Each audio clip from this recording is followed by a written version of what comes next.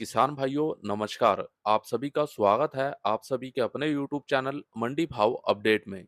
महाराष्ट्र के नासिक से दिल्ली में एक प्याज का रैक शनिवार तक पहुंच गया था, जिसके बाद अभी तक दिल्ली अजातपुर मंडी में लगभग 2 रुपए से 3 रुपए तक प्याज भाव में गिरावट देखी गई है। और ये गिरावट केवल दिल्ली अजातपुर मंडी ही नहीं, केशवपुर मंडी, नोएडा मंडी, ओखला मंडी, शादरा मंडी, लगभग सभी मंडियों में देखने को मिली है। क्योंकि नासिक से जब प्याज का रैक दिल्ली पहुंचा तो उसके बाद उस प्याज रैक में से सभी मंडियों में प्याज को भेजा गया और उसके बाद वहां पर आवकें एक दिन की नहीं, दो तीन तीन दिन की हो चुकी हैं। यानी कि आवकें ज्यादा हो चुकी हैं और आज भी इन मंडियों में लगातार बैलेंस काफी ज्यादा देखने को मिल रहा है। तो इसका एक नकारात्मक असर जो कि प्याज भाव पे हमें देखने को मिला। अब ये बात लगातार मेरे द्वारा पहले भी उठाई जा रही थी और अभी भी उठाई जा रही है कि कहीं न कहीं रेल रैक के माध्यम से जो प्याज को भेजा जा रहा है, इससे मंडियों में आवकें बढ़ रही हैं और आवक बढ़ने से सीधा असर प्याज भाव पे पड़ता है और कहीं न कहीं ये असर नकारात्मक देखने को मिल रहा है। और प्याज रैक से मंडियों में केवल प्याज की आवकें बढ़ेंगी, प्याज का भाव नहीं। बस इस कदम के बाद प्याज भाव में गिरावट देखने को मिली है। और वहीं दूसरी तरफ अभी नाफेड के द्वारा जिन किसान भाइयों से सीधे प्याज की खरीदी की जा रही है, उनकी एक लिस्ट अभी जारी की जानी चाहिए, जिससे कि ये पता चले जमीनी स्तर पर कितने किसान भाइयों को नाफेड की प्याज खरीदी का लाभ मिल रहा है या नहीं। क्योंकि अभी हो क्या रहा है, नाफेड के द्वारा लगातार आंकड़े तो रखे जा रहे हैं, लेकिन उन आंकड़ों के आधार पर यह कहना मुश्किल है कि अगर नाफेड के द्वारा इस दिन 100 किसान भाइयों से प्याज की खरीदी हुई है, तो क्या उनमें सभी 100 किसान भाई हैं या फिर उनमें व्यापारी भाई भी शामिल हैं? या फिर मंडियों से जो प्याज नाफेड के द्वारा खरीदा गया है, उसमें हमारे कितने किसान भाई और कितने व्यापारी भाई हैं? तो इसीलिए नाफेड के द्वारा एक लिस्ट रोजाना जारी की जानी चाहिए, जब-जब नाफेड के द्वारा प्याज की खरीदी हो। और ये इसीलिए होना चाहिए क्योंकि अभी नाफेड की प्याज खरीदी में पूरी तरह से पारदर्शिता नहीं दिख रही है। अभी भी नाफेड के द्वारा केवल उनके अनुसार ये आंकड़े रखे जा रहे हैं। अगर नाफेड के द्वारा किसान भाइयों की ये लिस्ट भी जारी की जाए कि किन किसान भाइयों से कितना प्याज नाफेड के द्वारा खरीदा गया, तो ये बहुत अच्छा होगा। और किसान भाइयों, आप इसको ज़्यादा से ज़्यादा शेयर करें और इस बात को आगे तक पहुँचाएँ, ताकि नाफेड के द्वारा प्याज खरीदी की लिस्ट लगातार जारी की जा सके और उसमें हम देख सकें कि हमारे कितने किसान भाइयों से नाफेड के द्वारा प्याज को खरीदा जा रहा है। तो ये तो बात करी हमने जो सरकार के द्वारा हाल ही में कुछ कदम उठाए जा रहे हैं, जैसे कि रैक के द्वारा प्याज को एक राज्य से दूसरे राज्य में भेजना और दूसरा नाफेड की प्याज खरीदी। इससे केवल सरकार की प्याज खरीदी के आंकड़े बढ़ रहे हैं, भाव नहीं। लेकिन भाव कैसे बढ़ेंगे? देखिए, अभी महाराष्ट्र और गुजरात में किसान भाइयों को नासिक लाल प्याज पर सब्सिडी दी जा रही है, लेकिन प्याज भाव को देखते हुए अब सभी राज्यों में गर्मी स्टॉक वाले प्याज पर सब्सिडी शुरू कर देनी चाहिए। क्योंकि अभी जिस तरह से प्याज बाजार बना हुआ है, इसको देखते हुए अब सभी राज्य सरकारों को गर्मी वाले प्याज यानी स्टॉक वाले प्याज पर भी सब्सिडी की पूरी तरह से तैयारी करनी चाहिए। क्योंकि इस बार भी प्याज का उत्पादन अच्छा रहेगा, लेकिन अगर प्याज निर्यात अच्छा होता है और प्याज की मांग काफी अच्छी बनती है, तो बहुत अच्छी बात है, उसमें हमारे किसान भाइयों को एक अच्छा भाव प्याज का मिलेगा।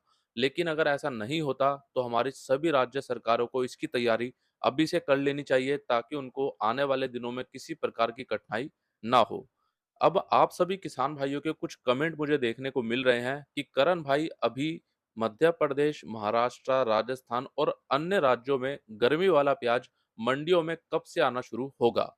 तो देखिए, अभी जो जानकारी मिली है उसके अनुसार अगर बात करें, अगले 15 दिनों के बाद महाराष्ट्र, मध्य प्रदेश और राजस्थान सहित अन्य राज्यों से गर्मी स्टॉक वाले प्याज की आवकें मंडियों में आनी शुरू हो जाएंगी।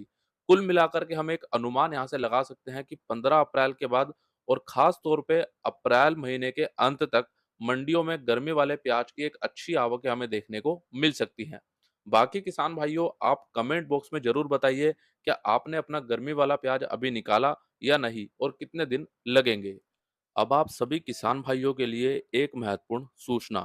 कल गुरुवार 6 अप्रैल 2023 से शनिवार 8 अप्रैल 2023 तक उज्जैन मंडी में लहसुन का नीलामी कार्य पूरी तरह से बंद रहेगा।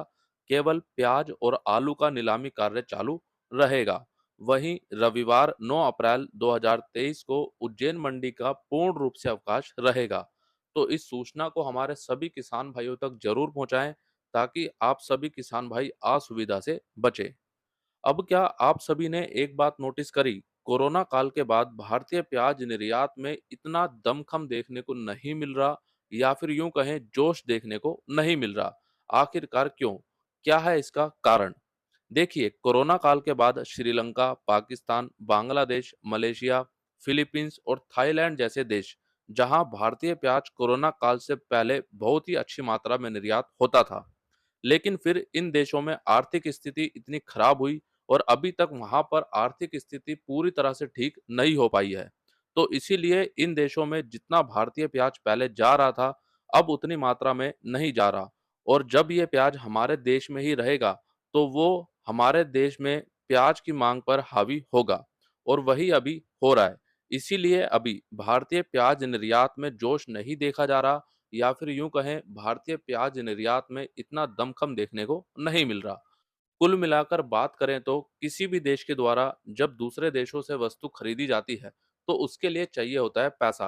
और जब कोरोना काल के बाद से हमने देखा है कहीं ना कहीं काफी देशों की जो आर्थिक स्थिति है वो पूरी तरह से खराब हो चुकी है। चाहे वो पाकिस्तान हो, चाहे वो श्रीलंका हो, मलेशिया हो, या फिर बांग्लादेशी क्यों ना हो। तो इसीलिए जब आर्थिक रूप से वो मजबूत नहीं होंगे, उनके पास पैसा नहीं होगा, तो वो दूसरे देशों से कम चीजें खरीदेंगे, कम वस्तुओं को खरीदेंगे। और इसीलिए भारतीय प्याज के निर्यात पर भी इसका असर देखने को मिल रहा है। और किसान भाइयों, एक बात और, जिस तरह से हमारे देश में प्याज का उत्पादन बढ़ रहा है, लेकिन प्याज मांग तो उतनी ही रहेगी, या फिर उसमें थोड़ी सी बढ़ोतरी हमें देखने को मिलती भी है, लेकिन उसके हिसाब से देखा जाए तो प्याज उत्पादन काफी ज्यादा बड़ा है। और इसीलिए जब दूसरे देशों में ये प्याज नहीं जाएगा, तो वो हमारे देश में ही रहेगा और हमारे देश की मंडियों में ही घूमेगा। और अभी यहाँ पर कहीं न कहीं बात करें तो आग में घी डालने का काम जो कि हमारी सरकार के द्वारा, नाफेड के द्वारा किया जा रहा है। क्योंकि नाफेड के द्वारा हमारे किसान भाइयों से ही प्याज को खरीदा जा रहा है और उन मंडियों में प्याज को उतारा जा रहा है जहाँ से माँग अच्छी बनती है। और वहाँ पे क्या होता है कि जब नाफेड के द्वारा प्याज को उतारा जाता है, तो आवकों में बढ़ोतरी देखने को मिलती है, और कहीं न कहीं इस तरह से नाफेड के द्वारा प्याज बाज़ार को पूरी तरह से स्थिर बना के रखा हुआ है, या फिर इसमें गिरावट बनाने की पूरी कोशिश यहाँ पे हो रही है। अब किसान भाइयों, इसको लेकर आप क्या कहना चाहेंगे? कमेंट बॉक्स में ज़रूर बताएँ। बाकी हाँ, मेरा मानना यही है कि हमारी सरकार को ज़्यादा से ज़्यादा ध्यान देना चाहिए प्याज निर्यात पर, और केवल हमें उन देशों पर ही निर्भर नहीं रहना जिन देशों में हम पहले से ही प्याज को भेज रहे हैं। हमें नए-नए मौके तलाशने हैं, नए-नए देश देखने हैं जहाँ पे अभी भी भारतीय प्याज का निर्यात नहीं होता, ताकि उन देशों में भी हम भारतीय प्याज को पहुँचा सकें और हमारा जो प्याज का निर्यात है वो और अच्छा देखने को मिले। तो चलिए अब बात करते हैं, आज बैंगलोर मंडी में नए प्याज की आवक रही लगभग 165 ट्रक की, जिसमें कल के मुकाबले थोड़ी गिरावट रही। आज बैंगलोर मंडी में कर्नाटक का नया प्याज 500 रुपए से 1400 रुपए तक, और महाराष्ट्र का नया प्याज 400 रुपए से 1200 रुपए तक बिका है। और अब देख लेते हैं आज की इंदौर मंडी की पूरी रिपोर्ट, और सबसे पहले बात कर लेते हैं नए देसी लहसुन की, जिसमें आज हमें कल के मुकाबले बम्पर तेजी देखने को मिली है। आज नया एक्स्ट्रा सुपर लहसुन 5,000 रुपए से 5800 रुपए तक, सुपर लहसुन 4200 रुपए से 5,000 रुपए, एवरेज लहसुन 3500 रुपए से 4200 रुपए, मीडियम लहसुन 2,000 रुपए से 3,000 रुपए, और बारीक लहसुन 800 रुपए से 1500 रुपए तक बिका। आज नए देसी लहसुन भाव में तेजी रही, और कल के मुकाबले आज 500 रुपए से 700 रुपए की बम्पर तेजी देखने को मिली है।